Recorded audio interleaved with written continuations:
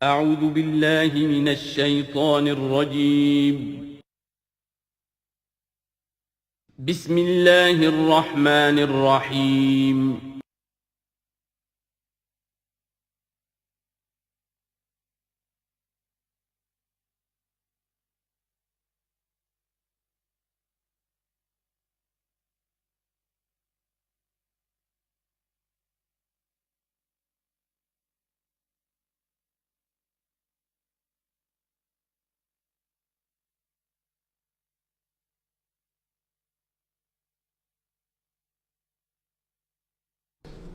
الحمد للہ وکفا والصلاة والسلام علی عباده الذین اصطفى اما بعد فقد قال اللہ تبارک وتعالی کما ورد فی سورۃ محمد صلی اللہ علیہ وسلم اعوذ باللہ من الشیطان الرجیم بسم اللہ الرحمن الرحیم مثل الجنۃ التي وعد المتقون فیہا انہار من ماء غیر آسن وانہار من لبن لم يتغیر طعمه وانہار من خمر لذۃ للشاربین وانہار من عسل مصفى ولہم فیہا من کل الثمرات ومغفرۃ من ربہم کمن ہوا خالد فی النار وسقوا ماء حمیما فقطع امعاءہم صدق اللہ العظیم۔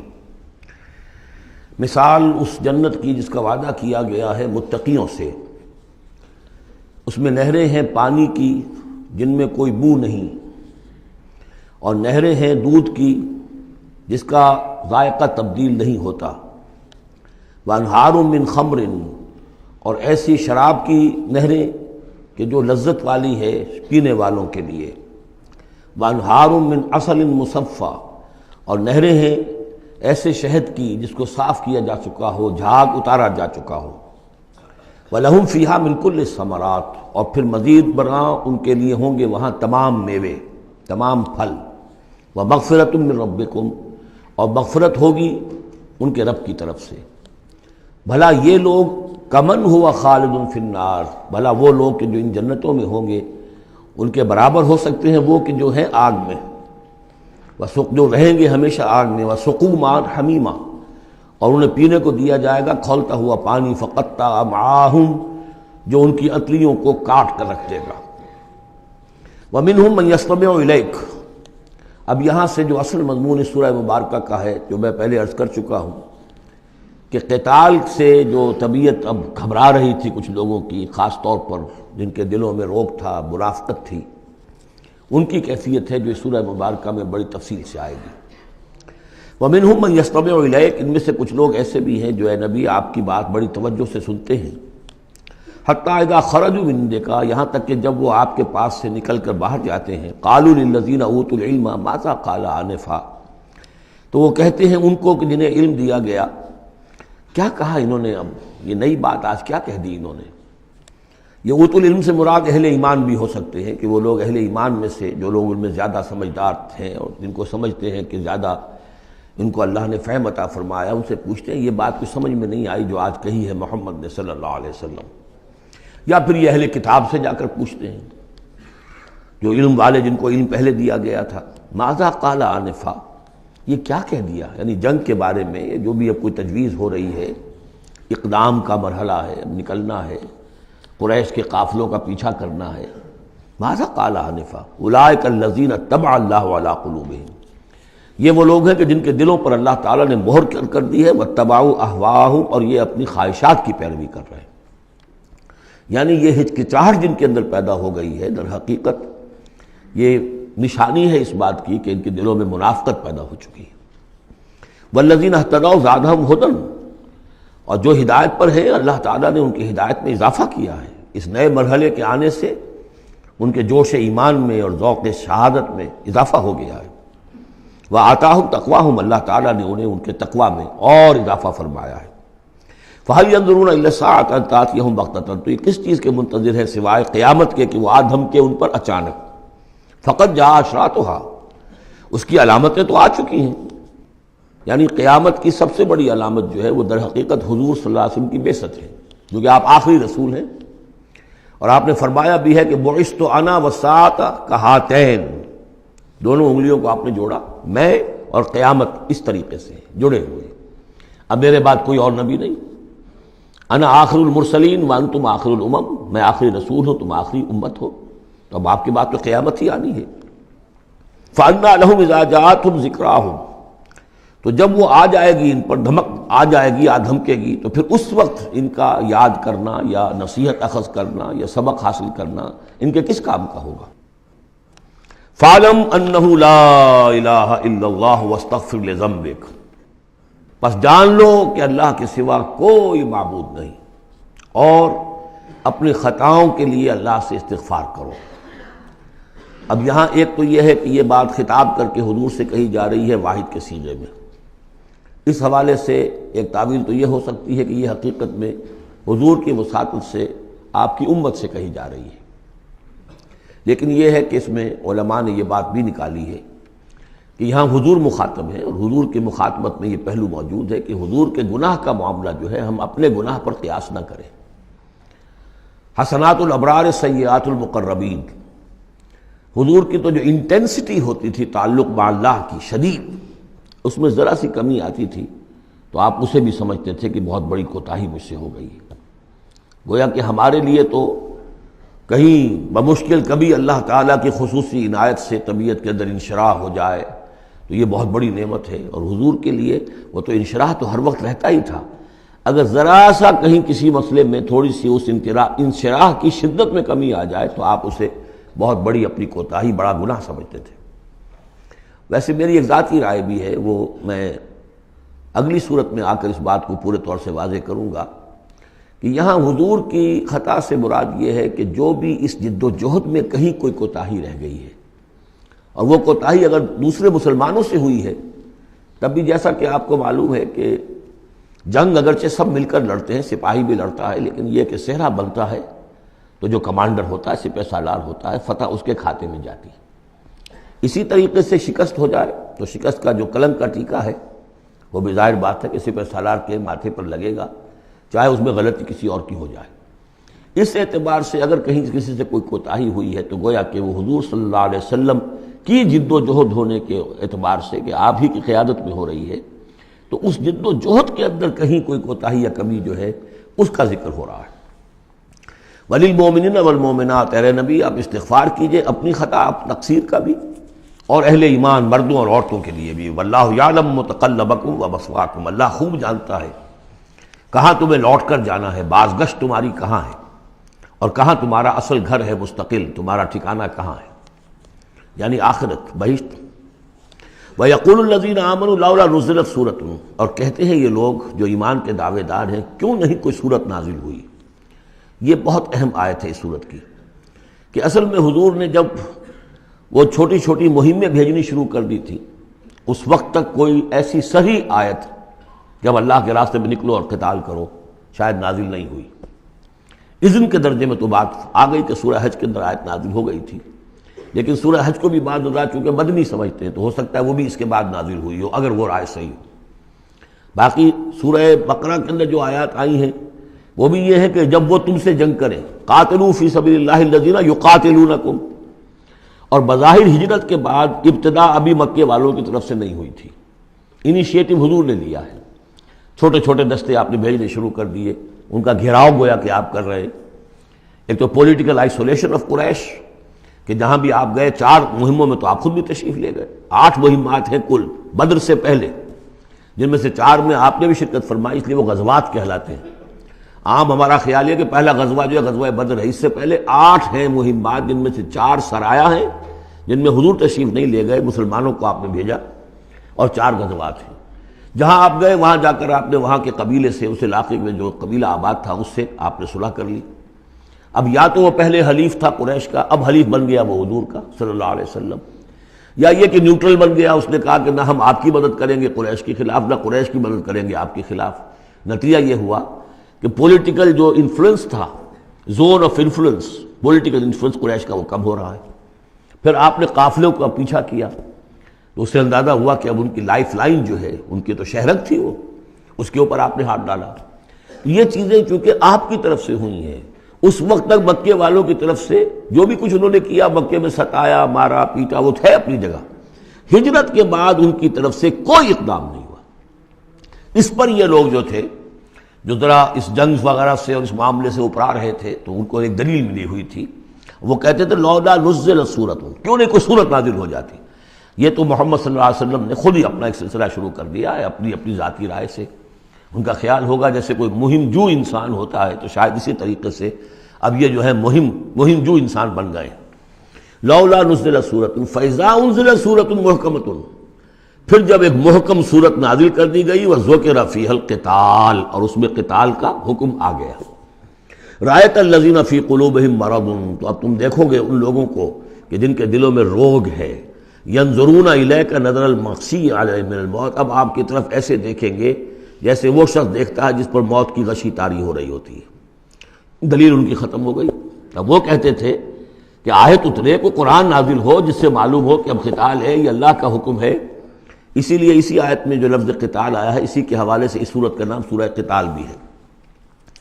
فَإِذَا أُنزِلَتْ سُورَةٌ مُحْكَمَةٌ وَذُكِرَ فِيهَا الْقِتَالُ رَأَيْتَ الَّذِينَ فِي قُلُوبِهِم مَّرَضٌ يَنظُرُونَ إِلَيْكَ نَظَرَ الْمَغْشِيِّ عَلَيْهِ مِنَ الْمَوْتِ فَأَوْلَىٰ لَهُمْ، تو افسوس ہے ان پر، بربادی ہے ان کے لیے.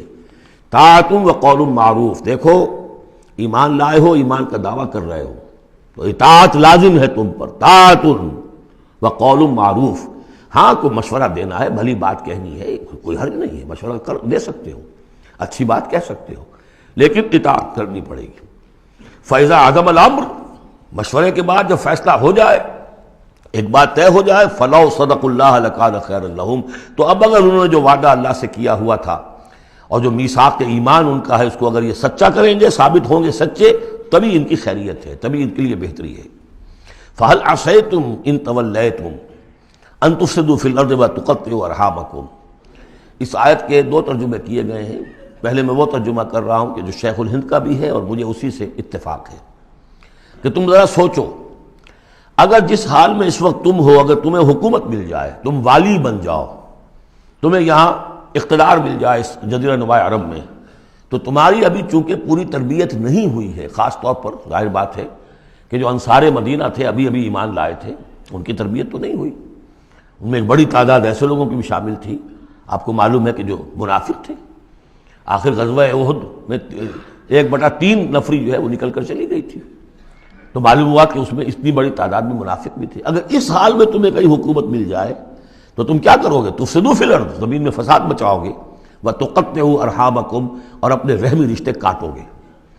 یہ بات سمجھنی چاہیے ان جماعتوں کو بھی کہ جو چاہے اپنے دانش میں دین کے لیے اقتدار حاصل کرنا چاہتی ہیں، کہ ہم دین کو قائم کرنے کے لیے چاہتے ہیں کہ ہمارا غلبہ ہو، لیکن یہ کہ اگر وہ اپنے کارکنوں کی تربیت پر زور نہیں دیں گے، ان میں خلوص اور اخلاص اور للہیت، خالص اللہ کے لیے جو کرنا ہے اللہ کے لیے اور دین کے احکام کے مطابق، اگر ان جماعتوں کے کارکن جو ہیں وہ اس کی پوری تربیت یافتہ نہیں ہوں گے، تو ہو سکتا ہے کہ بجائے اگر انہیں کہیں اختیار مل جائے تو بجائے کہ اصلاح کے اور فساد ہو جائے. اور پہلا فساد تو اس اعتبار سے کہ بہرحال وہ لوگ فاسق اور فاجر تھے، انہوں نے جو فساد مچایا سو مچایا، لیکن اگر دین کے نام پر کہیں فساد مچ جائے تو پھر دین بدنام ہو جائے گا. یہ ہے مضمون کہ جو یہاں اس آیت میں آیا ہے کہ ابھی تمہیں امتحانوں میں سے گزرنا پڑے گا، بھٹیوں میں سے نکلو گے تب تم ذرے خالص بنو گے اور کندن بنو گے. ایک ترجمہ یہ کیا گیا ہے ان تولیتم، مطلب اگر تم منہ موڑ لو گے، قتال نہیں کرو گے، تو اس کا نتیجہ یہ نکلے گا کہ زمین میں فساد ہوگا اور تم اپنے رحمی رشتے قطع کرو گے. لیکن میرے نزدیک پہلا مضمون، یہ ترجمہ میں آپ کو پڑھ کر سنا رہا ہوں، شیخ الہند کا ہے. پھر تم سے یہ بھی توقع ہے کہ اگر تم کو حکومت مل جائے تو خرابی ڈالو ملک میں اور قطع کرو اپنی قرابتیں. مجھے اسی سے اتفاق ہے. اولئک الذین لعنہم اللہ فاصمہم واعمی ابصارہم، یہ وہ لوگ ہیں کہ جن پر اللہ تعالیٰ نے لعنت کی ہے اور انہیں بہرا بھی کر دیا ہے اور ان کی نگاہوں کو اندھا کر دیا ہے. افلا یتدبرون القرآن ام علی قلوب اقفالها، کیا یہ قرآن پر تدبر نہیں کرتے؟ قرآن پر تدبر کریں، اس کے بین السطور بھی تو پڑھیں. غلبہ دین کی جد و جہد میں یہ سارے مراحل آنے والے ہیں، یہ تو ان سے پہلے کہہ دیا گیا تھا، سورہ عنکبوت میں آ چکا تھا. احسب الناس ان یترکوا ان یقولوا آمنا وهم لا یفتنون، کیا لوگوں نے یہ سمجھا تھا کہ صرف یہ کہنے سے کہ ہم ایمان لائے انہیں چھوڑ دیا جائے گا اور بخش دیا جائے گا اور انہیں آزمایا نہیں جائے گا؟ وَلَقَدْ فَتَنَّا الَّذِينَ مِن قَبْلِهِمْ فَلَيَعْلَمَنَّ اللَّهُ الَّذِينَ صَدَقُوا وَلَيَعْلَمَنَّ الْكَاذِبِينَ. ہم نے تو ہمیشہ جو بھی ان سے پہلے تھے ان کو بھی آزمایا ہے، اور اللہ تو صاف کھول دے گا، واضح کر دے گا کہ کون حقیقت میں سچے مومن ہیں اور کون جھوٹ موٹ کے مومن بنے ہوئے ہیں۔ اور اسی صورت میں آگے بھی آ گیا فَلَيَعْلَمَنَّ اللَّهُ الَّذِينَ آمَنُوا وَلَيَعْلَمَنَّ الْمُنَافِقِينَ، اللہ تو بالکل دودھ کا دودھ پانی کا پانی جدا کر دے گا کہ اللہ تعالیٰ کھول دے گا کہ کون واقعی مومن اور کون منافق ہے۔ تو کیا یہ لوگ قرآن پر تدبر نہیں کرتے یا ان کے دلوں پر قفل پڑ چکے ہیں؟ ان الذین ارتدوا علی ادبارہم من بعد ما تبین لہم الہدی، یقیناً وہ لوگ جو اپنی پیٹھوں کے بل مڑ جائیں گے اس کے بعد کہ ان پر ہدایت واضح ہو چکی ہو۔ الشیطان سول لہم، شیطان نے در حقیقت ان کے لیے یہ مرحلہ ارتداد کا اور پیچھے مڑ جانے کا آسان کر دیا ہے۔ وَأَمْلَىٰ لَهُمْ، اور ان کو بڑی طول عمل کے اندر پھنسا دیا ہے، لمبے لمبے ان کی امیدیں ہیں دنیا کے اندر۔ ظاہر بات ہے دنیا میں بڑے بڑے نقشے بنا رکھے ہیں، تو اب یہ میدان جنگ میں جاتے ہوئے تو انسان کترائے گا۔ ذَلِكَ بِأَنَّهُمْ قَالُوا لِلَّذِينَ كَرِهُوا مَا نَزَلَ اللَّهُ سَنُطِيعُكُمْ فِي بَعْضِ الْأَمْرِ، یہ اس لیے ہے کہ انہوں نے کہا ان لوگوں سے جنہیں ناپسند ہے وہ شے جو اللہ نے نازل کی۔ اللہ نے قرآن نازل کیا، یہ ناپسند کس کو تھا؟ قریش کو تھا، کفار کو اور یہود کو۔ تو یہ لوگ جو ایمان تو لے آئے تھے، لیکن یہ کہ ان کے اندر وہ روگ تھا، دلوں میں وہ مرض تھا، وہ نفاق کی بیماری جڑ پکڑ چکی تھی۔ وہ یہ کہتے تھے ذالک بانہم قالوا للذین کرہوا ما نزل اللہ، جن لوگوں کو یہ اللہ کے اتاری ہوئی کتاب اور اللہ کے اتارے ہوئے احکام پسند نہیں آتے، ان سے جا کر انہوں نے کہا سنطیعکم فی بعض الامر، کہ دیکھیے ہم اگرچہ ایمان تو لے آئے ہیں، محمد کی بات تو ہمیں ماننی ہے، لیکن ہم آپ کی بھی اطاعت جاری رکھیں گے، کچھ چیزوں کے اندر آپ کی بات پر ہم عمل کریں گے، آپ کا حکم مانیں گے۔ آپ یہ نہ سمجھیے کہ ہم نے آپ سے اپنا رشتہ بالکل توڑ لیا۔ منافق اسی کو کہتے ہیں کہ جس نے دونوں کے ساتھ جوڑا رکھنے کی اپنے آپ کو کوشش کی۔ مذبذبین بین ذلک لا الہ ہؤلاء ولا الہ ہؤلاء، ان کے پاس جاتے ہیں تو کہتے ہیں، اہل ایمان کے پاس آتے ہیں تو کہتے ہیں ہم ایمان لے آمنا، وَإِذَا خَلَوْا إِلَىٰ شَيَاطِينِهِمْ قَالُوا إِنَّا مَعَكُمْ إِنَّمَا نَحْنُ مُسْتَهْزِئُونَ وَاللَّهُ يَعْلَمُ إِسْرَارَهُمْ، اور اللہ تعالیٰ کو خوب معلوم ہے جو کچھ کی یہ خفیہ باتیں کرتے ہیں جا کر۔ فَكَيْفَ إِذَا تَوَفَّتْهُمُ الْمَلَائِكَةُ يَضْرِبُونَ وُجُوهَهُمْ وَأَدْبَارَهُمْ، تو کیا حال ہوگا ان کا جب کہ ان کی جانیں قبض کریں گے فرشتے، ان کے چہروں پر ضرب لگاتے ہوئے اور ان کی پیٹھوں کے اوپر ضرب لگاتے ہوئے۔ ذالک بانہم اتبعوا ما اسخط اللہ، یہ اس لیے کہ انہوں نے پیروی اس چیز کی جو اللہ کو ناپسند ہے۔ وکرہوا رضوانہ، اور ناپسند کیا انہوں نے اللہ کی رضا کو۔ فاحبط اعمالہم، تو اللہ نے ان کے سارے اعمال اکارت کر دیے، حبط کر دیے۔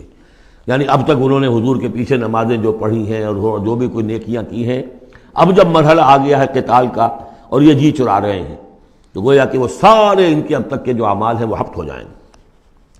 ام حسب الذین فی قلوبہم مرض ان لن یخرج اللہ اضغانہم، کیا سمجھا تھا ان لوگوں نے کہ جن کے دلوں میں یہ روگ ہے کہ اللہ تعالیٰ ان کے کھوٹ کو ظاہر نہیں کرے گا، وہ اپنے کھوٹ کو اندر جو نفاق کی بیماری لیے پھرتے ہیں اس کو چھپائے رکھ سکیں گے؟ انہوں نے یہ سمجھا تھا، اللہ تعالیٰ نے تو اسے واضح کرنا تھا۔ فَلَيَعْلَمَنَّ اللَّهُ الَّذِينَ آمَنُوا وَلَيَعْلَمَنَّ الْمُنَافِقِينَ۔ تو ام حسب الذین فی قلوبہم مرض ان لن یخرج اللہ اضغانہم، انہوں نے یہ سمجھا تھا کہ اللہ تعالیٰ ان کے کھوٹ کو، دلوں کے کھوٹ کو علم نشرہ نہیں کر دے گا۔ وَلَوْ نَشَاءُ لَأَرَيْنَاكَهُمْ، اور اگر ہم چاہیں تو اے نبی آپ کو دکھا دیں کہ یہ ہیں وہ لوگ۔ فَلَعَرَفْتَهُمْ بِسِيمَاهُمْ، آپ ان کے چہروں سے انہیں خود ہی پہچان لیں گے۔ ظاہر بات ہے کہ ایک صادق الایمان شخص کا چہرہ اور ایک منافق کا چہرہ، انسان کے قلب کی کیفیت جو ہوتی ہے وہ تو چہرے کے اوپر جو ہے، face is the index of mind, ذہنی کیفیت جو ہے، قلب کی کیفیت جو ہے وہ چہرے پر ہوتی ہے۔ فَلَعَرَفْتَهُمْ، تو آپ پہچان ہی چکے ہیں انہیں ان کے چہروں سے۔ وَلَتَعْرِفَنَّهُمْ فِي لَحْنِ الْقَوْلِ، اور مزید آپ پہچان لیں گے انہیں ان کی گفتگو کے ڈھب سے، انداز سے۔ گفتگو میں بھی ظاہر بات ہے کچھ چاپلوسی کریں گے، کچھ ہیر پھیر ڈالیں گے۔ ایک مخلص آدمی کی گفتگو اور ایک اس طرح کے شخص کی گفتگو زمین و آسمان کا فرق ہوتا ہے۔ وَاللَّهُ يَعْلَمُ أَعْمَالَكُمْ، اللہ تمہارے اعمال کو خوب جانتا ہے۔ وَلَنَبْلُوَنَّكُمْ حَتَّى نَعْلَمَ الْمُجَاهِدِينَ مِنكُمْ وَالصَّابِرِينَ، اور ہم تو لازماً آزمائیں گے تمہیں، یہاں تک کہ ہم، ترجمہ تو ہوگا ہم معلوم کر لیں، ہمیں علم ہو جائے۔ لیکن چونکہ اہل سنت کا عقیدہ یہ کہ اللہ کا علم تو قدیم ہے، تو یہاں ہم اس کی ترجمانی کرتے ہوئے کہتے ہیں ہم ظاہر کر دیں گے اس کو، تاکہ سب کے علم میں آ جائے، سب دیکھ لیں۔ ہم آزمائیں گے تمہیں یہاں تک کہ سب دیکھ لیں کہ مجاہدین کون ہیں تم میں سے، حتیٰ نعلم المجاہدین منکم والصابرین، اور وہ جو صبر کرنے والے ہیں۔ وَنَبْلُوَ أَخْبَارَكُمْ، اور ہم تمہارے سارے حالات کی پوری طریقے سے تحقیق کر لیں۔ یہ تقریباً سمجھیے کہ وہ آیت جو آئی تھی سورہ بقرہ میں، وَلَنَبْلُوَنَّكُمْ بِشَيْءٍ مِّنَ الْخَوْفِ وَالْجُوعِ وَنَقْصٍ مِّنَ الْأَمْوَالِ وَالْأَنفُسِ وَالثَّمَرَاتِ، ابھی وہاں چونکہ قتال کا حکم نہیں آیا تھا، اس لیے وہاں پر ابھی جنگ کا تذکرہ نہیں تھا۔ یہ تو تھا کہ ہم تمہیں آزمائیں گے بھوک سے اور جان اور مال کے نقصان سے اور ثمرات کے ضیاع سے، لیکن یہاں اسی آیت کو ایک ایکسٹینشن سمجھیے، وَلَنَبْلُوَنَّكُمْ حَتَّىٰ نَعْلَمَ الْمُجَاهِدِينَ مِنكُمْ وَالصَّابِرِينَ، تاکہ ہم دیکھ لیں کون ہیں وہ جو واقعتاً جہاد کرنے والے ہیں، صبر کرنے والے ہیں، اور ان کی پوری طرح جانچ پرکھ کر لیں۔ ان الذين كفروا وصدوا عن سبيل الله وشاقوا الرسول من بعد ما تبين له الهدى لن يضروا الله شيئا، یقیناً وہ لوگ جنہوں نے کفر کیا اور جو روکتے رہے لوگوں کو بھی اللہ کے راستے سے اور اللہ کی اور اس کے رسول کی مخالفت میں سرگرم رہے، زدہ میں پڑ گئے، من بعد ما تبين لهم الهدى، اس کے بعد کہ ان کے لیے ہدایت واضح ہو چکی تھی، لن يضروا الله شيئا، وہ اللہ کا کچھ نہیں بگاڑ سکیں گے، وسيحبط اعمالهم، اللہ تعالیٰ ان کے اعمال کو بھی حبط کر دے گا۔ یعنی اس پہلے ذکر تھا منافقین کا، اب یہاں کفار مکہ کا ذکر ہے۔ ان کے اعمال کیا تھے؟ وہی حاجیوں کی خدمت کرتے تھے۔ اجعلتم سقایۃ الحاج وعمارۃ المسجد الحرام کمن آمن باللہ والیوم الآخر، اور یہ کہ بہرحال اور بھی کچھ دے، کسی نے کھانا کھلا دیا، کسی کو کچھ اور کر دیا، اور پھر یہ کہ جو کچھ انہوں نے جد و جہد کی ہے، انہوں نے بھی مال خرچ کیے ہیں، جنگیں کی ہیں۔ بدر میں آئے تھے تب بھی تو بہت سے لوگوں نے کفار نے انفاق کیا تھا، تبھی تو ساز و سامان تیار ہوا تھا، 900 اونٹ لے کر نکلے تھے، روزانہ ایک دن 10 ایک دن 9 اونٹ تو ذبح ہو رہے تھے وہ فوج کو جو کھانا کھلانے کے لیے، تو آخر لوگوں نے کنٹریبیوٹ کیا تھا، تو یہ سارے اعمال ان کے اکارت چلے گئے۔ یا ایھا الذین آمنوا اطیعوا اللہ واطیعوا الرسول ولا تبطلوا اعمالکم، اے اہل ایمان اللہ کی اطاعت کرو اور اس کے رسول کی اطاعت کرو، لا تبطلوا اعمال، اپنے اعمال ضائع نہ کرا بیٹھنا۔ یعنی اب تک اگر تم نے کچھ اعمال کیے ہیں، کوئی محنت بھی کی ہے، کچھ انفاق بھی کیا ہے، کچھ اور جد و جہد کی ہے، لیکن اب جو یہ مرحلہ نیا آ گیا ہے، اس کو یوں سمجھیے اب امر حال یہ ہے، اللہ کا اس کے رسول کا جس وقت جو حکم ہے اس وقت اس کو ماننا ہوگا۔ اب حکم یہ ہے، لہذا اگر اس میں تم نے کہیں پیٹھ دکھا دی تو تم اپنے سارے سابقہ اعمال کو باطل کرا لو گے۔ ان الذین کفروا وصدوا عن سبیل اللہ ثم ماتوا وهم کفار فلن یغفر اللہ لهم، یقیناً وہ لوگ کہ جنہوں نے کفر کیا اور اللہ کے راستے سے وہ روکتے رہے اور یا رکے رہے، یہ دونوں جیسے میں نے عرض کیا کہ صدا یا صدو جو ہے یہ فعل لازم بھی ہے، فعل متعدی بھی ہے۔ ثم ماتوا وهم کفار، اور وہ مر گئے اسی حال میں کہ وہ کافر تھے، فلن یغفر اللہ لهم، تو ایسے لوگوں کو اللہ تعالیٰ ہرگز نہیں بخشے گا۔ فلا تہنوا، تو اے مسلمانوں تم ڈھیلے نہ پڑو، بودے پن کا مظاہرہ نہ کرو، وتدعوا الی السلم، سیدھا سلم میں، اور تم جو اب یہ کہہ رہے ہو صلح کی بات ہونی چاہیے اور سلامتی کی بات ہونی چاہیے اور خام خواہ کی لڑائی جھگڑا جو ہے اس سے کیا حاصل ہے، یہ جو تم کر رہے ہو یہ نہ کرو۔ فلا تہنوا وتدعوا الی السلم، بلکہ اب جو مرحلہ آ گیا ہے اب تو سرفروشی کا مرحلہ آ گیا ہے، وانتم الاعلون، اور گھبراؤ نہیں، تم ہی سب سے اونچے رہو گے، سربلند رہو گے، غالب ہوگے۔ واللہ معکم، اللہ تمہارے ساتھ ہے، اس کی مدد تمہارے شامل حال ہے۔ ولن یترکم اعمالکم، اللہ تعالیٰ تمہارے اعمال ضائع نہیں کرے گا۔ انما الحیات الدنیا لعب و لہو، یہ دنیا کی زندگی تو کھیل ہے اور کچھ جی کا بہلانا ہے، اس کے سوا کیا ہے؟ آخرت کے مقابلے میں تو یہ دھوکے کا سامان ہے، دھوکے کی ٹٹی ہے۔ وما الحیات الدنیا الا متاع الغرور وان تؤمنوا وتتقوا یؤتکم اجورکم، اگر تم ایمان لاؤ، ایمان پر قائم رہو اور اپنے رب کا تقوی اختیار کیے رکھو، اللہ تعالیٰ تمہیں دے گا تمہارے بدلے، تمہارے اجر۔ ولا یسألکم اموالکم، اور وہ تم سے تمہارے مال نہیں مانگتا، مطلب یہ کہ سارے مال نہیں مانگتا یا تم سے زبردستی مال نہیں مانگتا۔ دیکھیے دونوں چیز ذہن میں رکھیے، اللہ مال تو مانگتا ہے، من ذا الذی یقرض اللہ قرضا حسنا، کون ہے جو اللہ کو قرض حسنا دیتا ہے؟ کتنی مرتبہ کہا اللہ کی راہ میں انفاق کرو، اللہ کی راہ میں انفاق کرو۔ سورہ بقرہ میں ہم پڑھ چکے ہیں، انفقوا فی سبیل اللہ ولا تلقوا بایدیکم الی التہلکہ، اللہ کی راہ میں خرچ کرو، لگا دو، اپنے آپ کو اپنے ہاتھوں ہلاکت میں مت ڈالو۔ یہ اللہ کا مال مانگنا تو ہے، لیکن ایک تو یہ کہ جبر نہیں کیا۔ یہ کمال ہے محمد الرسول اللہ صلی اللہ علیہ وسلم کا، اتنی عظیم انقلابی جد و جہد۔ کبھی آپ نے نہیں کہا کہ ایمرجنسی ہے لہذا اب سب کا مال ضبط، فلاں کا مال ضبط، کچھ نہیں، جو بھی تشویق ہے، ترغیب ہے، لیکن جس نے دیا اپنی مرضی سے دیا، سوائے ایک جنگ کے نفیر عام بھی نہیں تھی، تشویق ہے، ترغیب ہے، حرض المومنین علی القتال، نکلو اللہ کی راہ میں، شہادت جو ہے اس کو اپنا مقصود سمجھو، شہادت ہے مطلوب و مقصود مومن، جبر نہیں کیا۔ یہ کمال ہے میرے نزدیک، ویسے تو کمال ہر پہلو سے ہے، لیکن یہ نکتہ بھی ذہن میں رکھیے کہ کہیں بھی کسی صورتحال میں جبر کا معاملہ نہیں آیا۔ تو اللہ تعالیٰ تم سے جبرن نہیں مانگتا یا کل کے کل مال نہیں مانگتا۔ ان یسألکموہا، اگر وہ تم سے مانگے تمہارے سارے مال فیحفکم، اور تم پر سختی کرے، تنگی کرے، تبخلوا، تم بخل سے کام لوگے، ویخرج اضغانکم، اور اللہ ظاہر کر دے گا پھر تمہارے اندر کے کھوٹ کو، جو تمہارا کھوٹ اندر ہے وہ زبانوں پر آ جائے گا، جیسا کہ غزوہ احزاب کے موقع پر آ گیا کہ ما وعدنا اللہ ورسولہ الا غرورا، منافقین نے یہ بات کہہ دی کھلم کھلا کہ اللہ اور اس کے رسول نے تو ہمیں دھوکہ دیا، سب باغ دکھائے۔ ہاں انتم ہؤلاء تدعون لتنفقوا فی سبیل اللہ، تمہیں بلایا جا رہا ہے، ترغیب دی جا رہی ہے، تمہیں تشویق دی جا رہی ہے کہ تم اللہ کی راہ میں خرچ کرو، لتنفقوا فی سبیل اللہ، فمنکم من یبخل، تم میں سے کوئی وہ بھی ہے جو بخل سے کام لیتے ہیں، ومن یبخل فانما یبخل عن نفسہ، جو کوئی بخل سے کام لے رہا ہے وہ بخل اپنے آپ سے کر رہا ہے، وہ اپنے وہ فائدے چھوڑ رہا ہے کہ جو انفاق سے اسے ملیں گے۔ ایک کے 700 ملتے ہوں تو اگر نہیں دے رہے آپ ایک تو کس کا گھاٹا کیا؟ اپنا نقصان کیا نا، تو وہ تو اپنی جان سے ہی نفس کا جو ہے بخل کر رہا ہے۔ واللہ الغنی وانتم الفقراء، اور اللہ تعالیٰ تو غنی ہے، یہ تو تمہارے امتحان کے لیے مانگ رہا ہے تم سے، اللہ کو قرض دو۔ اللہ تعالیٰ تم سے صدقات بھی قبول کر لیتا ہے، وَيَقْبَلُ الصَّدَقَاتِ، صدقات قبول کر لیتا ہے، یہ اللہ تعالیٰ کی طرف سے تمہارے لیے تمہارا اعزاز ہے، اکرام ہے۔ واللہ الغنی، حالانکہ وہ غنی ہے، وانتم الفقراء، اور محتاج اصل میں تم ہو۔ وَإِن تَتَوَلَّوْا، یہ آیت بڑی فیصلہ کن ہے، ان تتولوا، اگر تم پیٹھ پھیر لوگے، یستبدل قوما غیرکم، تو تمہیں ہٹا کر کسی اور قوم کو لے آئے گا، ثم لا یکونوا امثالکم، پھر وہ تمہاری طرح کے نہیں ہوں گے۔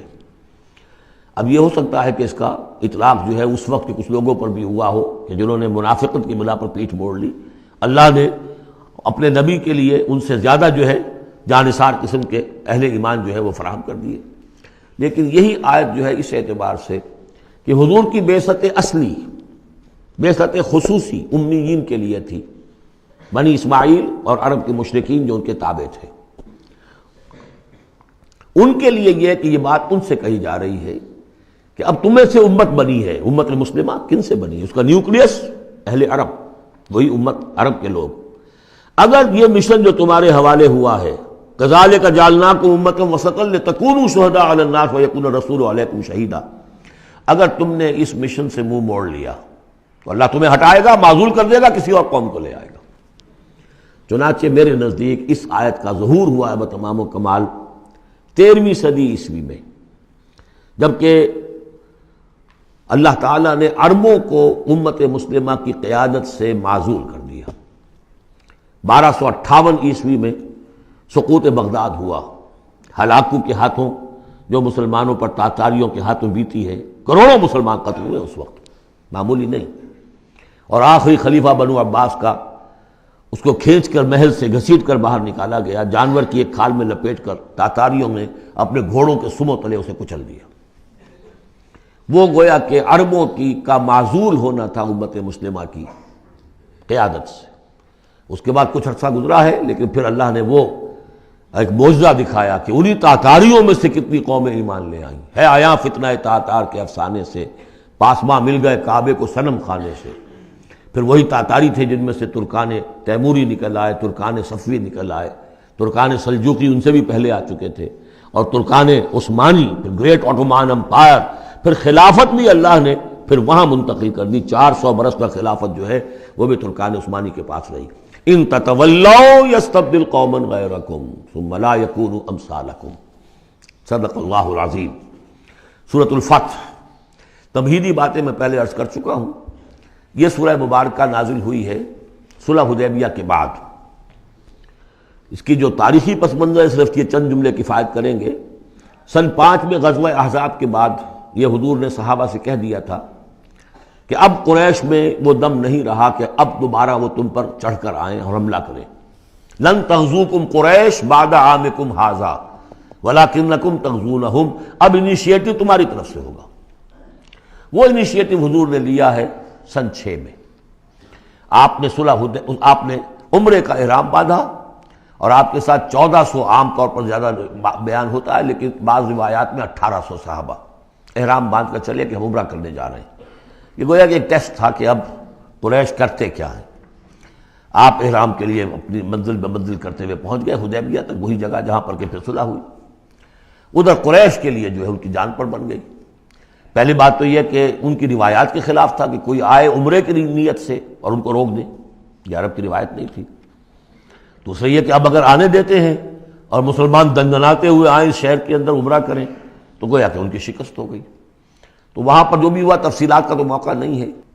ایک طرف تو وہ تلے ہوئے تھے کہ جنگ کریں گے، اور جب حضرت عثمان کو حضور نے بھیجا ہے کچھ سلسلہ جنبانی کے لیے، وہاں ان کو روک لیا گیا، خبر مشہور ہو گئی کہ انہیں شہید کر دیا گیا۔ پھر حضور نے بیعت لی، وہ بیعت علی الموت کہلاتی ہے، بیعت علی لا نفر یا بیعت علی الموت، اور اس کا نام ہے بیعت رضوان۔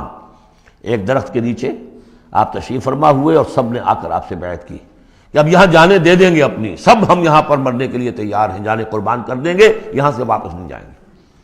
جب وہاں یہ خبریں پہنچی اور انہوں نے کچھ اور اندازہ کر لیا تھا کہ یہ تو بڑے سرفرے لوگ معلوم ہو رہے ہیں، ان میں سے کوئی جو ہے بھاگنے والا نظر نہیں آتا یہاں سے، تو پھر یہ ہے کہ وہ مجبور ہو گئے کہ اب کچھ صلح کریں۔ پھر صلح ہوئی، صلح حدیبیہ، لیکن وہ بڑی ان ایکول صلح تھی، اس میں مسلمانوں کے لیے ہیوملیشن تھی، اس لیے کہ یہ طے کر لیا گیا اس میں کہ اگر کوئی مسلمان مدینے سے واپس آئے مکے تو اسے مکے والے واپس نہیں کریں گے، لیکن اگر کوئی مکے سے مدینے جائے گا تو واپس کرنا ہوگا۔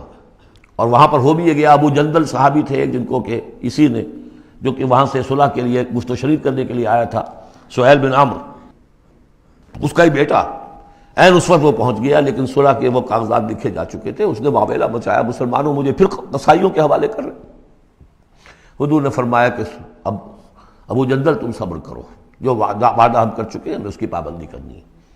بہرحال اس کو حضور نے، اگرچہ صحابہ تو اس درجے دلگیر تھے کہ ہم یہ دم کر صلح کیوں کر رہے ہیں، حضرت عمر رضی اللہ تعالیٰ عنہ سے تو بہرحال یہ بھی کہہ دیجئے کہ زیادہ قرب جو انہیں حاصل تھا حضور سے، اس کی بنا پر ان کی یہ ہمت ہو گئی کہ آپ نے وہ سوال جواب بھی کر لیا جس پر آپ پھر ساری عمر پچھتاتے رہے۔ کہ آپ نے پوچھا کہ کیا ہم حق پر نہیں ہیں؟ حضور نے فرمایا ہاں ہم حق پر ہیں۔ کیا آپ اللہ کے رسول نہیں ہیں؟ آپ نے مسکرا کر جواب دیا ہاں میں اللہ کا رسول ہوں، تو پھر ہم یہ کیوں دم کر صلح کر رہے ہیں؟ آپ نے فرمایا کہ میں وہی کر رہا ہوں جو اللہ نے مجھے حکم دیا، بس اتنی سی بات تھی جس پر ساری عمر پچھتائے۔ لیکن یہ بات حضرت علی نے بھی کر دی اس درجے میں کہ جب وہ صلح نامہ لکھا گیا، حضور ڈکٹیٹ کرا رہے تھے، حضرت علی کاتب تھے، لکھ رہے تھے، تو اب حضور نے فرمایا یہ صلح نامہ ہے، لکھو محمد رسول اللہ اور قریش کے مابین۔ وہ سہیل بن عمرو نے اعتراض کر دیا کہ نہیں، یہ اگر ہم اس پہ لکھیں گے ظاہر بات ہے صلح نامے پر تو دونوں فریقوں کے دستخط ہوتے ہیں، تو میں دستخط کروں گا تو میں تو آپ کو اللہ کا رسول نہیں مانتا، ورنہ اس عبارت کی روح سے جب اس کے نیچے میرا بھی دستخط آئیں گے تو گویا میں نے مان لیا۔ تو حضور نے اس پر بھی مسکرا کر کہا کہ تم مانو نہ مانو میں اللہ کا رسول ہوں، لیکن اے علی مٹا دو یہ رسول اللہ کے لفظ، مٹا دو، وہاں سے لکھ دو یہ معاہدہ ہے محمد ابن عبداللہ اور قریش کے مابین۔ حضرت علی نے کہا کہ حضور یہ میں نہیں کر سکتا، میں اپنے ہاتھ سے آپ کے نام کے ساتھ لکھے ہوئے الفاظ، اب دیکھیے اگرچہ حکم تو یہ ہے کہ الامر فوق الادب، لیکن یہ کہ یہ جو بھی کچھ ہوا ہے تو یہ ہوا غیرت دینی، حمیت دینی کی وجہ سے۔ حضرت علی نے بھی کیا، حضرت عمر نے بھی کیا، دونوں کے طرز عمل میں کوئی فرق نہیں۔ لیکن بہرحال اس کے بعد جو ہے صلح ہوئی ہے، اور مسلمانوں کے دل اگرچہ اس پہ بہت ہی رنجیدہ تھے، اور یہ بات بھی بڑی عجیب تھی کہ وہیں احرام کھول دیے گئے، وہی قربانی کے جانور جو ہیں، تو اب اس پر جو ہے یہ آیت صورت اتری ہے، اور پہلا لفظ یہ ہے انا فتحنا لک فتحا مبینا، مسلمانوں کی دلجوئی کے لیے کہ تم جسے سمجھ رہے ہو کہ دب کر صلح کی ہے، حقیقت حال کے اعتبار سے تو اے محمد ہم نے آپ کو بڑی روشن فتح عطا فرمائی۔ آج ہم اسے انٹرپریٹ کر سکتے ہیں روشن فتح کس اعتبار سے کہ ٹریٹی کے معنی یہ ہے کہ مصالحت یا صلح ہوتی ہے دو فریقوں کے درمیان جو ایک دوسرے کو ریکگنائز کریں۔ اس کا مطلب یہ ہے کہ قریش نے ریکگنائز کر لیا that Muhammad is a power to reckon with، اور یہ بہت بڑی بات ہے، قریش نے تسلیم کیا، اور تسلیم کرنا جو ہے یہ اللہ تعالیٰ کی طرف سے فتح عظیم ہے۔ انا فتحنا لک فتحا مبینا لیغفر لک اللہ ما تقدم من ذنبک وما تاخر۔ اب دیکھیے یہ ذنب کا لفظ یہاں پھر دوبارہ آ گیا، تاکہ اللہ تعالیٰ بخش دے آپ کو جو پچھلے ہوئی آپ کی کوئی کوتاہیاں یا گناہ یا جو بعد میں ہوئی، وَيُتِمَّ نِعْمَتَهُ جو پیچھے رہے گناہ ان کو بھی بخش دے، وَيُتِمَّ نِعْمَتَهُ عَلَيْكَ اور تاکہ اللہ تعالیٰ اپنی نعمت کا اتمام فرما دے آپ پر، وَيَهْدِيَكَ صِرَاطًا مُسْتَقِيمًا اور آپ کو ہدایت دے سیدھے راہ کی طرف۔ اب یہ ہے پھر ایک اشکال پیدا ہوتا ہے کہ حضور صلی اللہ علیہ وسلم تو پہلے ہی سیدھی راہ پر ہیں، پھر یہ کہ تمام اہل ایمان حضور کے ساتھ سیدھی راہ پر چلے آ رہے ہیں، اور سیدھی راہ پر چلتے ہوئے اب اہل ایمان کو بھی، حضرت ابوبکر کو بھی آپ کے ساتھ چلتے ہوئے کتنے برس ہو گئے؟ 18 برس ہو گئے، تو اب ان کے معنی کیا ہو گئے؟ تو اس پہ بہت سی بحثیں ہیں، یہ تو اب میں تفصیل میں نہیں جا سکتا۔ میری توجہ وہی ہے جو میں اس سے پہلے سورہ محمد میں کر چکا ہوں ضم کی، کہ یہ جو جد و جہد ہوئی ہے اس میں اگر کہیں کوئی خامی کوتاہی کسی کی طرف سے ہوئی ہے، چاہے وہ کسی اور مسلمان کی طرف سے ہوئی ہے، صاحب ایمان کی طرف سے ہوئی ہے، غلطی ہوئی ہے، خطا ہوئی ہے، ان سب کی اب اللہ تعالیٰ تلافی فرما دے گا۔ یہ فتح مبین جو ہے وہ ان سب کو کور کر جائے گی، اور یہدیہ کا صراط مستقیم، اب آپ کی یہ جد و جہد بالکل سیدھی تیر کی طرح اپنے ہدف کی طرف بڑھے گی۔ اب اس میں کوئی جو ہے تزلزل نہیں ہوگا، بلکہ آپ کی یہ جد و جہد، اللہ کے دین کی اقامت کی جد و جہد اور اللہ کی حکومت قائم کرنے کی جد و جہد جو ہے سیدھی اپنے ہدف کی طرف بڑھتی چلی جائے گی۔ چنانچہ یتم نعمتہ، وہ تو ہم پڑھ چکے ہیں، الیوم اکملت لکم دینکم واتممت علیکم نعمتی ورضیت لکم الاسلام دینا۔ تو دین کا اتمام ایک تو اس شکل میں کہ قرآن میں دین مکمل ہو جائے، شریعت پوری ہو گئی، لیکن اس سے تکمیل نہیں ہوتی اس معنی میں جب تک اس کی ایک عملی ڈیمانسٹریشن بھی مکمل نہ ہو۔ عملی ڈیمانسٹریشن مکمل ہوتی ہے جب اللہ کی حکومت بالفعل قائم ہو جائے۔ تو اتمام نعمت جو ہے وہ صرف کتاب کے اندر اس شریعت کا پورا بیان ہو جانا اور نظام کا آ جانا، اس سے وہ اتمام بتمام و کمال نہیں ہوتا جب تک کہ اس کی ایک نشانی، اس کا ایک نمونہ جو ہے، اس کی ایک صورت لوگوں کے سامنے نہ آ جائے، آئیڈیل فارم اس کی جو ہے وہ سامنے نہ آ جائے، اس کا نمونہ سامنے آ جائے۔ تو اس کے لیے ضروری ہے کہ اب یہ جد و جہد آپ کی جو ہے سیدھی اب تیز رفتاری کے ساتھ اپنے اصل ہدف یعنی اظہار دین، لیظہرہ علی الدین کلہ، اور یہ آیت آ جائے گی اس سورہ مبارکہ کے آخر میں بھی کہ ہم نے بھیجا ہی آپ کو ہے محمد اس لیے ہے کہ آپ اللہ کے دین کو غالب کریں۔ تو وہ اللہ کے دین کے غلبے کی جد و جہد اب تیر کی طرح سیدھی جائے گی۔ اللہ نے ساری اگلی پچھلی اگر کوئی اس میں کمیاں کوتاہیاں رہ گئی ہیں کسی کی طرف سے آپ کے ساتھیوں میں سے، ان سب کی تلافی کے لیے یہ فتح مبین آپ کو عطا کر دی۔ وَيَنْصُرَكَ اللَّهُ نَصْرًا عَزِيزًا، اور اللہ آپ کی مدد کرے گا ایسی مدد کہ جس کے لیے کوئی شکست نہ ہو، بڑی زبردست مدد۔ هُوَ الَّذِي أَنزَلَ السَّكِينَةَ فِي قُلُوبِ الْمُؤْمِنِينَ لِيَزْدَادُوا إِيمَانًا مَعَ إِيمَانِهِمْ، وہی ہے کہ جس نے اہل ایمان کے دلوں میں سکینت نازل کر دی تاکہ ان کے ایمان میں اور اضافہ ہو جائے، تاکہ وہ اور اضافہ کر لیں اپنے ایمان میں، جتنا ایمان ہے اس سے اور بڑھ کر۔ وَلِلَّهِ جُنُودُ السَّمَاوَاتِ وَالْأَرْضِ، اب ظاہر بات ہے کہ اس میں ایک تو کیفیت یہ تھی کہ جو انہیں سکون حاصل تھا کہ وہ تیار تھے سب اپنی جانیں دینے کے لیے، اس کے لیے بھی ایک سکون قلب کے اندر اللہ تعالیٰ نے ان کے پیدا کیا تھا، تبھی تو وہ اس کے لیے آمادہ ہوئے۔ پھر یہ کہ ان کے اندر نظم اور ضبط کا یہ عالم کہ کوئی ایک شخص بھی حق میں نہیں تھا کہ یہ صلح یہاں اس وقت ہو، لیکن محمد رسول اللہ ان کی اطاعت، اس کا سب سے بڑا ٹیسٹ وہاں ہوا ہے۔ اور یہ بات جو میں کہہ رہا ہوں شاید بعض حضرات کو عجیب لگی، کوئی ایک شخص بھی نہیں تھا اس کے حق میں، اس کی دلیل کیا ہے؟ اس کی دلیل یہ ہے کہ جب حضور نے جب صلح ہو گئی مکمل، آپ نے فرمایا مسلمان اٹھو، احرام کھول دو اور یہی قربانیاں دے دو۔ کوئی نہیں اٹھا، ایک بھی نہیں اٹھا۔ دوسری مرتبہ کہا آپ نے اٹھو بھائی، اب ہو گیا بات، بس جو ہو گئی، اب یہی احرام کھول دو، کوئی نہیں اٹھا۔ تیسری دفعہ کوئی نہیں اٹھا۔ آپ دلگیر ہو کر، دل گرفتہ ہو کر اپنے خیمے میں چلے گئے۔ ام سلمہ رضی اللہ تعالیٰ عنہ ام المومنین آپ کے ساتھ تھی، ان سے جا کر کہا میں نے 3 مرتبہ مسلمانوں سے کہا ہے کہ اٹھو اور احرام کھول دو، کوئی نہیں اٹھ رہا۔ انہوں نے کہا، مشورہ دیا کہ آپ کسی سے کچھ نہ کہیں، اپنی زبان سے کچھ نہ کہیں، آپ اپنا احرام کھول دیے، بس آپ آئے باہر، آپ نے قربانی دی، احرام کھول دیا۔ اس پر اب سب اٹھ گئے۔ یعنی اصل میں وہ سب کے سب منتظر تھے کہ کیا حضور ہمارا امتحان لے رہے ہیں، یہ کوئی ٹیسٹ ہو رہا ہے، کیا ہو رہا ہے، یا حالت منتظرہ شاید کوئی نئی صورت پیدا ہو جائے، شاید حالات بدل جائیں۔ لیکن ان کے لیے یہ بڑی انہونی سی بات تھی کہ عمرے کی نیت کر کے ہم نے احرام باندھا ہوا، یہاں کیسے کھول دے رہا ہوں۔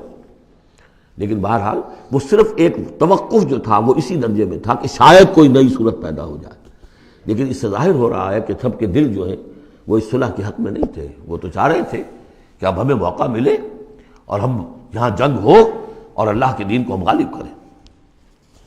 هو الذی انزل السکینۃ فی قلوب المؤمنین لیزدادوا ایمانا مع ایمانہم وللہ جنود السماوات والارض، اور تمام آسمانوں اور زمین کے لشکر تو اللہ ہی کے ہیں۔ وکان اللہ علیما حکیما، اللہ سب کو جاننے والا اور کمال حکمت والا ہے۔ لیدخل المؤمنین والمؤمنات جنات تجری من تحتها الانہار خالدین فیہا، تاکہ وہ داخل کرے اہل ایمان مردوں اور عورتوں کو ان باغات میں جن کے دامن میں ندیاں بہتی ہوں گی، جن میں وہ ہمیشہ ہمیشہ رہیں گے، ویکفر عنہم سیئاتہم، اور دور کر دے ان سے ان کی برائیوں کو، وکان ذلک عند اللہ فوزا عظیما، اور یقیناً یہی شے ہے اللہ کے نزدیک بڑی کامیابی۔ وَيُعَذِّبُ الْمُنَافِقِينَ وَالْمُنَافِقَاتِ وَالْمُشْرِكِينَ وَالْمُشْرِكَاتِ الظَّانِّينَ بِاللَّهِ ظَنَّ السَّوْءِ، یہ الفاظ بہت مشابہ ہیں سورہ احزاب کی آخری آیات کے، اور سورہ احزاب جو ہے آپ کو معلوم ہے سن 5 میں نازل ہوئی اور یہ سن 6 میں نازل ہو رہی ہے، تو زمانہ جو ہے قریب کا ہے۔ اور اللہ سزا دے اور عذاب دے منافق مردوں اور منافق عورتوں کو، اور مشرک مردوں اور مشرک عورتوں کو، کہ جو اللہ کے بارے میں بہت برے گمان رکھتے ہیں۔ علیہم دائرۃ السوء، اصل میں تو ان کے اوپر ہے مسلط برائی کا دائرہ۔ وغضب اللہ علیہم، اور اللہ غضبناک ہوا ہے ان پر۔ ولعنہم، اللہ نے ان پر لعنت فرمائی ہے۔ وعد لہم جہنم، اور ان کے لیے تیار کیا ہوا جہنم کو، وساعت مصیرا، اور وہ بہت بری جگہ ہے لوٹنے کی۔ وللہ جنود السماوات والارض، آسمانوں اور زمین کے لشکر کل کے کل اللہ ہی کے اختیار میں ہیں۔ وکان اللہ عزیزا حکیما، اللہ زبردست ہے اور حکیم ہے۔ پہلے آیا تھا علیما حکیما، اب عزیزا حکیما۔ انا ارسلناک شاہدا ومبشرا ونذیرا، اے نبی ہم نے بھیجا ہے آپ کو شاہد بنا کر، وہی شاہد گواہی دینے والا۔ یہاں اپنے قول اور اپنے عمل سے اللہ کے دین کی گواہی دی۔ قیامت میں کھڑے ہو کر عدالت میں پروزیکیوشن وٹنس کی حیثیت سے کہیں گے اے اللہ تیرا دین جو مجھ تک آیا تھا میں نے پہنچا دیا تھا، اب یہ ان کے ذمے ہے۔ فکیف اذا جئنا من کل امۃ بشہید وجئنا بک علی ہؤلاء شہیدا، ہم نے آپ کو بھیجا ہے گواہ بنا کر اور بشارت دینے والا بنا کر اور خبردار کرنے والا بنا کر، لتؤمنوا باللہ ورسولہ، تاکہ اے مسلمانوں تم ایمان رکھو اللہ پر اور اس کے رسول پر، وتعزروہ وتوقروہ، اور اللہ کے رسول کی تو تم مدد بھی کرو اور ان کی تعظیم کرو، توقیر کرو، وتسبحوہ بکرۃ واصیلا، اور اللہ کی تم تسبیح کرو صبح شام۔ یہاں دیکھیے اس آیت میں لتؤمنوا باللہ ورسولہ، اللہ اور اس کے رسول دونوں پر ایمان رکھو، پھر رسول کے لیے وتعزروہ وتوقروہ، اور اللہ کے لیے وتسبحوہ بکرۃ واصیلا، اس کی تسبیح بیان کرو صبح شام۔ ان الذین یبایعونک انما یبایعون اللہ، یقیناً وہ لوگ جو اے نبی آپ سے بیعت کر رہے ہیں وہ حقیقت میں اللہ سے بیعت کر رہے ہیں۔ ید اللہ فوق ایدیہم، اللہ کا ہاتھ ان کے ہاتھوں کے اوپر ہے۔ فمن نکث فانما ینکث الی نفسہ، تو جو کوئی بھی اس بیعت کی خلاف ورزی کرے گا، اس کو توڑے گا، اس کا سارا وبال اسی کے اوپر ہوگا۔ ومن اوفی بما عاہد علیہ اللہ، اور جو پورا کر دے گا اس معاہدے کو جو اللہ سے کر رہا ہے، فسیؤتیہ اجرا عظیما، تو اللہ تعالیٰ اسے اجر عظیم عطا فرمائے گا۔ اس آیت کو اچھی طرح سمجھ لیجئے اور اس کا تعلق جوڑ لیجئے جو سورہ توبہ کی آیت نمبر 111 تھی۔ ان اللہ اشتری من المؤمنین انفسهم واموالهم بان لهم الجنہ یقاتلون فی سبیل اللہ فیقتلون ویقتلون وعدا علیہ حقا فی التوراۃ والانجیل والقرآن ومن اوفی بعہدہ من اللہ فاستبشروا ببیعکم الذی بایعتم بہ، اللہ نے اہل ایمان سے ان کی جانیں اور مال خرید لی ہے جنت کے عوض۔ یہ جو خرید و فروخت ہو گئی ہے یہ بیع ہو گئی ہے، بیع و شرع ہو گئی ہے۔ فاستبشروا ببیعکم الذی بایعتم بہ، خوشیاں مناؤ، جشن مناؤ اس بیعت پر، اس بیع پر، اس سودے پر جو تم نے کیا ہے، اس سے بہتر سودا کوئی نہیں۔ اچھا یہ بیع تو ہوئی بندے اور اللہ کے مابین۔ فرض کیجئے میں بیعت کر رہا ہوں، اے اللہ میں اپنی جان مال تیرے حوالے کرتا ہوں، لیکن اللہ کے اور میرے درمیان تو غیب کا پردہ ہے۔ یہ کیسے، کس کو دوں یہ جان اور مال؟ کس کے حکم پر دوں؟ کس کے کہنے پر دوں؟ کہاں مال خرچ کروں؟ ظاہر بات ہے کہ اس کے لیے کوئی انسان، اب وہ انسان اس وقت ہے محمد الرسول اللہ صلی اللہ علیہ وسلم۔ بیع اللہ سے، بیعت محمد سے۔ محمد اللہ کے رسول ہیں، وہ بتائیں گے کہ اس طرح مال خرچ کرو، اس طرح جان لگاؤ، یہ وقت آ گیا ہے جان لے کر میدان میں آ جاؤ، جان ہتھیلی پر رکھ کو میدان میں آ جاؤ۔ لہذا جو بیع اللہ سے ہوئی ہے، ان اللہ اشتری من المؤمنین انفسهم واموالهم بان لهم الجنہ، اس کے لیے بیعت محمد رسول اللہ سے ہو رہی ہے۔ اور یہ عرب میں رواج تھا کہ جب وہ کوئی سودا کرتے تھے پھر وہ مصافحہ کرتے تھے، ہاتھ ملاتے تھے۔ ہاتھ جب ملا لیا اب وہ جو سودا ہے پکا ہو گیا، اب پیچھے نہیں جا سکتے آپ۔ جب تک مصافحہ نہیں ہوتا اس وقت تک آدمی کوئی اس میں تبدیلی کر سکتا ہے، لیکن مصافحہ جو ہے وہ پختگی کے لیے۔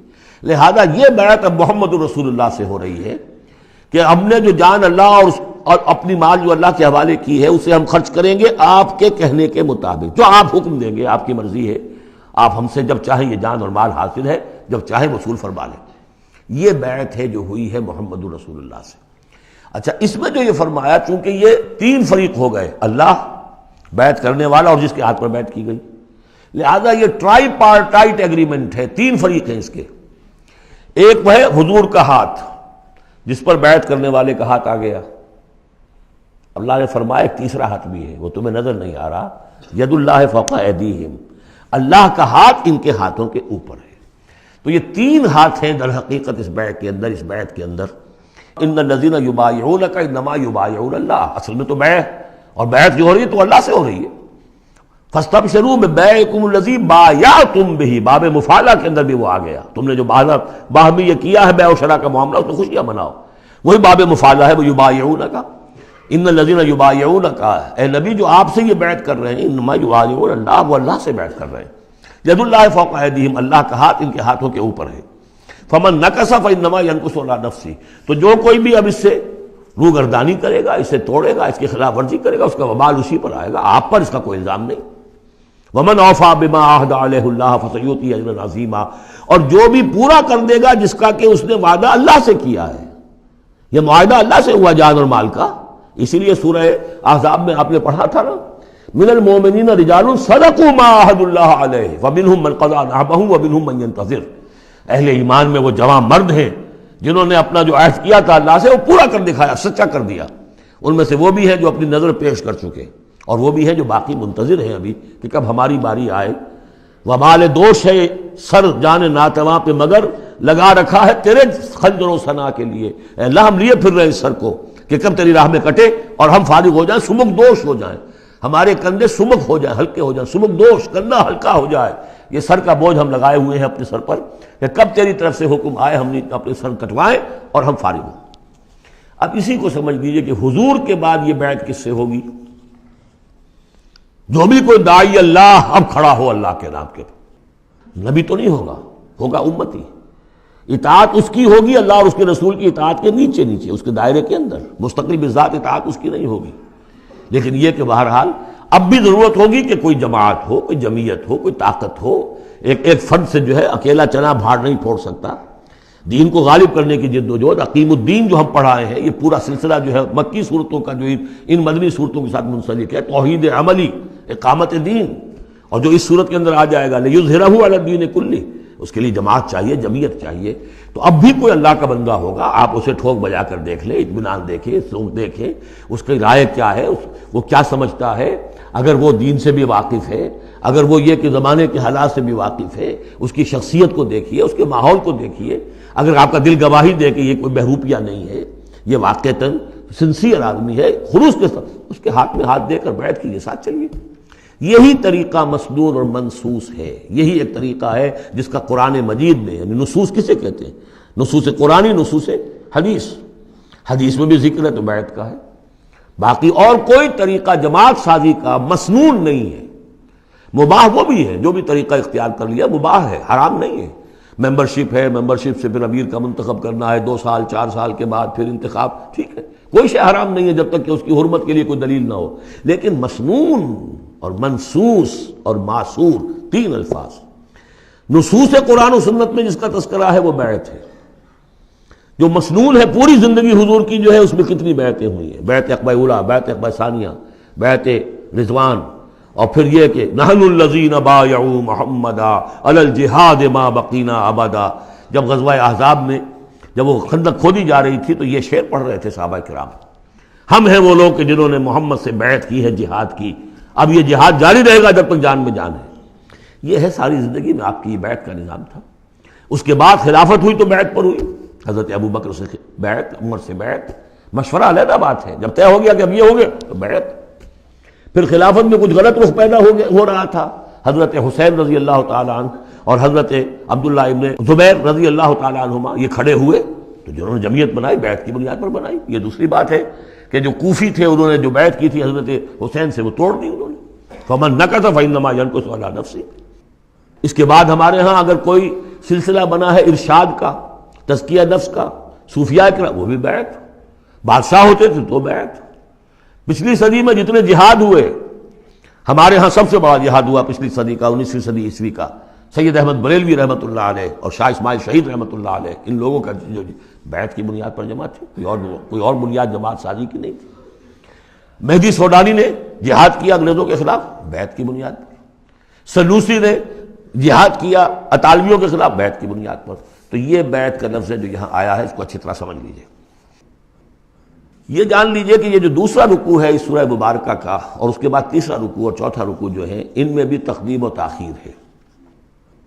یہ جو پہلے رکوع کا مضمون ہے یہ جا کر ملے گا اب تیسرے کے ساتھ، اور بعد میں یہ نازل ہوا ہے کہ یہ جو دوسرے رکوع میں آیتیں آ رہی ہیں۔ سَيَقُولُ لَكَ الْمُخَلَّفُونَ مِنَ الْأَعْرَابِ شَغَلَتْنَا أَمْوَالُنَا وَأَهْلُونَا، جب حضور واپس پہنچ گئے اور یہ غزوہ جو بیعت رضوان ہو گئی اور پھر صلح حدیبیہ ہو گئی، پھر آپ واپس پہنچے تو جاتے ہوئے گویا کہ ان سے کہا جا رہا ہے حضور سے، جیسے کہ غزوہ تبوک سے واپسی پر جو آیات نازل ہوئی وہ ہم سورہ توبہ میں پڑھ چکے ہیں۔ ان قریب کہیں گے وہ لوگ جو پیچھے رہ جانے والے تھے، من الاعراب، اعراب میں سے، شغلتنا اموالنا واہلونا، حضور نے عام اعلان کروایا تھا، فرض نہیں تھا، سب کے لیے لازم نہیں تھا، عمرے کے لیے چلنے کے لیے کہا تھا چلے، جتنے لوگ چل سکتے ہیں چلے۔ تو اب آئیں گے یہ وہ اعراب جو ہے بادیہ نشین، اور وہ کہیں گے حضور ہم مشغول رہے اپنے اموال میں، اپنے ڈھور ڈنگر کی دیکھ بھال میں، اپنے اہل و عیال میں، ہم آپ کے ساتھ نہیں جا سکے، فاستغفر لنا، تو ہمارے لیے استغفار کیجئے۔ یقولون بألسنتہم ما لیس فی قلوبہم، یہ لوگ اپنے منہوں سے وہ کچھ کہہ رہے ہیں اپنی زبانوں سے، ان کے دلوں میں نہیں ہے، دلوں میں کچھ اور ہے۔ یہ منافقوں کا تذکرہ ہو رہا ہے اعراب میں سے۔ قل فمن یملک لکم من اللہ شیئا ان اراد بکم ضرا او اراد بکم نفعا، ان سے کہیے کہ اگر اللہ تعالیٰ نے تمہارے لیے کوئی بھی اگر ضرر کا فیصلہ کیا تھا تو، اور اگر خیر کا فیصلہ کیا تھا تو کون سی چیز روک سکتی ہے؟ من یملک لکم من اللہ شیئا، کون ہے وہ کہ جو اختیار رکھتا ہو تمہارے بارے میں اللہ کی طرف سے کچھ بھی، اگر اس نے ارادہ کیا ہو ضرر کا، یعنی اگر کوئی خرابی ہونی تھی تو کیا تمہارے یہاں ہونے کی وجہ سے رک جانی تھی؟ یا اگر خیر کوئی آنا تھا تو تمہاری غیر موجودگی میں نہیں آ سکتا تھا؟ یعنی پیچھے رہ جانا چاہیے معنی دار، کیوں رہ گئے؟ اگر کوئی خیر آنا تھا وہ تمہاری غیر موجودگی میں بھی آ سکتا ہے، کوئی شر آنا تھا وہ تمہاری موجودگی میں بھی آ سکتا ہے۔ تو جب تمہاری موجودگی اور ناموجودگی اللہ کے اعتبار سے تو بالکل برابر ہے، تو تمہارا یہ بہانہ تراشنا جو ہے یہ صحیح نہیں ہے۔ بل کان اللہ بما تعملون خبیرا، بلکہ تم جو کچھ کرتے رہے ہو اللہ اس سے باخبر ہے۔ وہ کیا ہے؟ اب ان کے دل کی بات اللہ تعالیٰ، ان کے دل میں جو چور تھا، بل ظننتم، تمہیں یہ گمان ہو گیا تھا، ان لن ينقلب الرسول والمؤمنون الى اہلہم ابدا، ان کو یہ گمان ہوا کہ ان کا تو معلوم ہوتا ہے کہ واقعتاً کوئی دماغ خراب ہو گیا مسلمانوں کا، قریش پر چڑھائی کر کے جا رہے ہیں، قریش، یہ تو سمجھیے کہ ان کے لیے ابھی تک عرب میں جو ان کی حیثیت تھی قریش کی، وہ سمجھتے تھے کہ اب تو یہ موت کے منہ میں جا رہے ہیں، اب یہ واپس ان میں سے کوئی آنے والا نہیں ہے۔ بل ظننتم، تم نے یہ گمان کیا تھا، ان لن ينقلب الرسول والمؤمنون الى اہلہم ابدا، کہ اب واپس آئیں گے ہی نہیں رسول اور اہل ایمان اپنے گھر والوں کی طرف۔ وزین ذلک فی قلوبکم، اور یہ تمہارے دلوں میں کھما دی گئی بات، وظننتم ظن السوء، اور تم نے بہت برا گمان کیا، وکنتم قوما بورا، اور تم ہو ہی تباہ ہونے والے لوگ۔ یہ منافقین اعراب کا تذکرہ ہو رہا ہے، اور یہ کب ہو رہا ہے؟ سن 6 میں۔ سن 2 کے اندر جو معاملہ تھا وہ بھی ہم دیکھ چکے ہیں، وہ جو سورہ محمد کے اندر آیا معاملہ، جبکہ ابھی یہ مرحلہ شروع ہو رہا تھا، ابھی قتال کا سلسلہ شروع ہونے والا تھا، اس وقت بھی ان کے دلوں میں صلح جوئی، امن سے کام کرو، صلح سے کام کرو، یہ خامخواہ جو ہے یہ اس طرح کی مہم جوئی مناسب نہیں ہے، اس وقت ان کا یہ خیال تھا۔ وَمَن لَّمْ يُؤْمِن بِاللَّهِ وَرَسُولِهِ فَإِنَّا أَعْتَدْنَا لِلْكَافِرِينَ سَعِيرًا، جو کوئی اللہ اور اس کے رسول پر ایمان نہ رکھے تو اللہ تعالیٰ نے ایسے کافروں کے لیے تو جہنم تیار کر رکھی ہے۔ وَلِلَّهِ مُلْكُ السَّمَاوَاتِ وَالْأَرْضِ يَغْفِرُ لِمَن يَشَاءُ، اور اللہ آسمانوں اور زمین کی بادشاہی اللہ ہی کے لیے ہے، وہ بخشتا ہے جس کو چاہتا ہے، وَيُعَذِّبُ مَن يَشَاءُ، اور عذاب دے گا جس کو چاہے گا، وَكَانَ اللَّهُ غَفُورًا رَحِيمًا، اور اللہ تعالیٰ غفور الرحیم ہے۔ سَيَقُولُ الْمُخَلَّفُونَ إِذَا انطَلَقْتُمْ إِلَىٰ مَغَانِمَ لِتَأْخُذُوهَا، اب یہ نوٹ کر لیجئے تاریخی اعتبار سے کہ اس کے فوراً بعد جو ہے اگلے ہی سال حضور نے، اب جب کہ قریش سے صلح ہو گئی تو آپ یکسو ہو گئے، ادھر سے کوئی حملہ اب نہیں ہوگا، تو آپ نے اپنی پوری طاقت لے کر خیبر پر حملہ کیا، جو گڑھ بن گیا تھا یہودیوں کا، جو بنو قینقاع اور بنو نذیر نکالے گئے تھے، جا کے وہیں آباد ہو گئے تھے۔ پہلے سے بھی وہاں پر وہ بڑا گڑھ تھا، ان کے بڑے قلعے تھے، بڑے یعنی فورٹیفائڈ، اور وہاں پر سارا وہ اب حضور نے ان کی جو ہے سرکوبی کی۔ جب حضور خیبر کی طرف جا رہے تھے، اب ان کا ہم بھی چلتے ہیں آپ کے ساتھ، اس لیے انہیں یقین تھا کہ فتح ہوگی اور مال غنیمت آئے گا۔ سیقول المخلفون اذا انطلقتم الی مغانم، اور اے مسلمانوں جب تم اب جاؤ گے غنیمت حاصل کرنے کے لیے، یعنی اب جو غزوہ خیبر کی طرف جب پیش قدمی کرو گے، تو یہی لوگ جو پہلے پیچھے رہ گئے تھے وہ یہ کہیں گے ذرونا نتبعکم، ہم بھی آپ کے ساتھ چلیں، اجازت دیجیے۔ یریدون ان یبدلوا کلام اللہ، یہ اللہ کے کلام کو بدل دینا چاہتے ہیں۔ وہ اللہ کا کلام اگلے رکوع میں آ رہا ہے کہ ان کے بارے میں طے کر دیا گیا تھا کہ جو لوگ اس صلح حدیبیہ کے موقع پر نہیں گئے ہیں ساتھ حضور کے، اب ان کو کسی بھی دوسری نیکسٹ جنگ کے اندر شمولیت کی اجازت نہیں ہوگی۔ وہ آگے آ رہا ہے، اس لیے اس کے سمجھنے میں تھوڑی سی دقت ہوتی ہے، لیکن سمجھ لیجئے کہ وہ آگے ہے، اسی لیے تقدیم و تاخیر کی میں نے بات آپ سے کی تھی۔ یریدون ان یبدلوا کلام اللہ، یہ چاہتے ہیں کہ اللہ کے کلام کو تبدیل کر دیں، اللہ کے حکم کو بدل دیں۔ قل لن تتبعونا، کہہ دیجئے کہ نہیں اب تم ہمارے ساتھ نہیں جاؤ گے۔ کذالکم قال اللہ من قبل، یہ بات اللہ تعالیٰ پہلے ہی کہہ چکا ہے پہلے، اور اس صورت میں آ رہا ہے ذرا بعد میں۔ فسیقولون بل تحسدوننا، وہ کہیں گے یہ تو آپ لوگ حسد کر رہے ہیں ہم سے، آپ ہمیں ساتھ میں لے جانا چاہتے ہیں جبکہ ہمیں اندازہ ہے کہ وہاں پہ غنیمتیں ملیں گی۔ بل کانوا لا یفقہون الا قلیلا، حقیقت یہ ہے کہ یہ فہم ہی نہیں رکھتے، تفقہ ہی نہیں رکھتے مگر بہت ہی تھوڑی۔ قل للمخلفین من الاعراب، یہ جو لوگ رہ گئے تھے پیچھے، یہ بدو لوگ، ان سے کہہ دیجئے ستدعون الی قوم اولی باس شدید، ان قریب پھر تمہیں بلایا جائے گا ایک ایسی قوم کی طرف، ایسے قوم کے مقابلے کی طرف جو بڑی طاقت والی ہوگی۔ تو قاتلونہم او یسلمون، یا تم ان سے قتال کرو گے یا وہ مسلمان ہوں گے اور یا وہ اطاعت قبول کریں گے۔ اس سے ہے اشارہ در حقیقت جو نیا سلسلہ جنگوں کا اب شروع ہونے والا تھا، اور وہ تھا سلطنت روما کے خلاف غزوہ موطا۔ اب اندرون ملک عرب کا معاملہ جو تھا وہ ختم ہوا، اب تو اصل جو معاملہ پیش آنا ہے وہ انقلاب محمدی کا بین الاقوامی مرحلہ ہے، تصدیر الانقلاب، انقلاب کو اب آگے ایکسپورٹ کرنا ہے۔ اور اب ٹکراؤ ہونے والا ہے جس کی پیشگی خبر دی جا رہی ہے سلطنت روما کے ساتھ، جہاں سٹینڈنگ آرمیز تھی لاکھوں کی، جو رومن لیجنز مشہور ہیں تاریخ کے اندر، غرق آہن اور ٹرینڈ۔ تو تمہیں بلایا جائے گا اس وقت، پھر تمہیں ایک موقع دے دیا جائے گا، ستدعون الی قوم اولی باس شدید تقاتلونہم او یسلمون۔ اور یہ اصل میں تین چیزیں آ گئیں وہی کہ اب جو بھی اس عرب سے باہر جو معاملہ ہوا ہے، یا تو وہ اسلام لے آئیں یا وہ اطاعت قبول کر لیں، یہ دونوں یسلمون میں شکلیں ہو جائیں گی، اطاعت قبول کر لیں یا اسلام لے آئیں، یا پھر جنگ ہوگی۔ فَإِن تُطِيعُوا يُؤْتِكُمُ اللَّهُ أَجْرًا حَسَنًا، اگر اس وقت تم اطاعت کرو گے اللہ کے رسول کی، ان کے ساتھ جاؤ گے تو اللہ تعالیٰ جو ہے تمہیں اجر حسنہ دے گا۔ وَإِن تَتَوَلَّوْا كَمَا تَوَلَّيْتُم مِّن قَبْلُ، اور اگر تمہیں اسی طرح پیٹھ دکھا دی جیسے کہ پہلے پیٹھ دکھائی تھی، يُعَذِّبْكُمْ عَذَابًا عَلِيمًا، تو اللہ تعالیٰ عذاب علیم دے گا تمہیں۔ لَيْسَ عَلَى الْأَعْمَىٰ حَرَجٌ، ہاں اگر کوئی اندھا ہے تو اس پر کوئی الزام نہیں ہے، کوئی تنگی نہیں ہے، وہ اگر نہیں گیا کوئی بات نہیں۔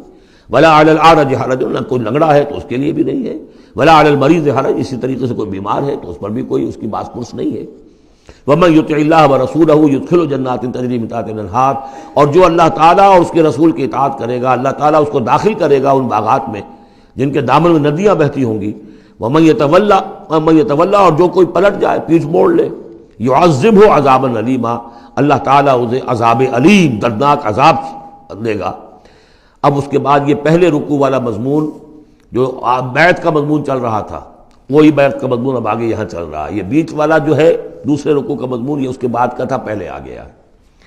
وہاں جو فرمایا تھا کہ ان الذین یبایعونک انما یبایعون اللہ، اب آگے چلیے، لقد رضی اللہ عن المؤمنین اذ یبایعونک تحت الشجرہ، اللہ راضی ہو گیا ان اہل ایمان سے جو آپ سے بیعت کر رہے تھے درخت کے نیچے۔ فعلم ما فی قلوبہم، تو اللہ تعالیٰ کے علم میں ہے جو کچھ ان کے دلوں میں تھا، اور اس وقت ذوق شہادت اور جوش جہاد تھا، ابھی وہ صلح کی بات تو ہوئی نہیں، وہ تو بیعت کر کے ہونے کے بعد ہوئی ہے۔ فانزل السکینۃ علیہم، اللہ نے ان پر سکینت، سکون، اطمینان نازل کر دیا۔ واصابہم فتحا قریبا، اور انہیں فتح دے دی بہت قریب، وہ فتح قریب وہی ہے، انا فتحنا لک فتحا مبینا، اس صلح کو کہا گیا کہ فوری طور پر انہیں فتح مل گئی۔ ومغانم کثیرۃ یاخذونہا، اور بہت سی غنیمتیں ہیں جو وہ اور جو لیں گے حاصل کریں گے. وَكَانَ اللَّهُ عَزِيزًا حَكِيمًا، اور اللہ تعالیٰ زبردست ہے، حکمت والا. وعدکم اللہ مغانم کثیرۃ تاخذونہا، اے مسلمانوں اللہ کا تم سے وعدہ ہے بہت سی غنیمتیں تمہیں ملیں گی. فعجل لکم ہذہ، تو یہ تو تمہیں نقد دے دی ہے، فوری طور پر دے دی ہے یہ فتح جو تمہیں مل گئی ہے. وکف ایدی الناس عنکم، اور اللہ تعالیٰ نے روک لیا لوگوں کے ہاتھوں کو تم سے. لتکون آیۃ للمؤمنین، تاکہ یہ اہل ایمان کے لیے ایک نشانی بن جائے. وَيَهْدِيَكُمْ صِرَاطًا مُسْتَقِيمًا، اور اللہ تعالیٰ تمہاری رہنمائی فرمائے سیدھے راستے کی طرف. یعنی اب تمہاری جد و جہد جو ہے وہ تیر کی طرح سیدھی کامیابی کے آخری مراحل تک پہنچ جائے. بارک اللہ لی ولکم فی القرآن العظیم ونفعنی وإیاکم بالآیات والذکر الحکیم.